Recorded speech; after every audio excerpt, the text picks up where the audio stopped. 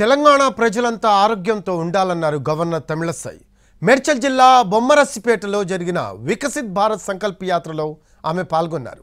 జెండా ఊపి కార్యక్రమాన్ని ప్రారంభించారు.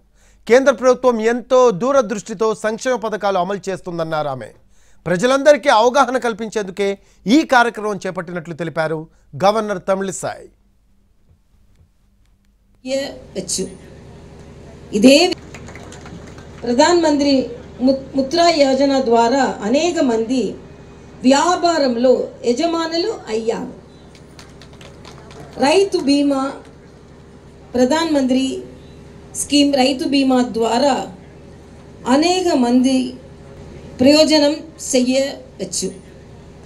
ఇదే విధంగా అనేక పథకాలు కేంద్ర ప్రభుత్వ పథకాలు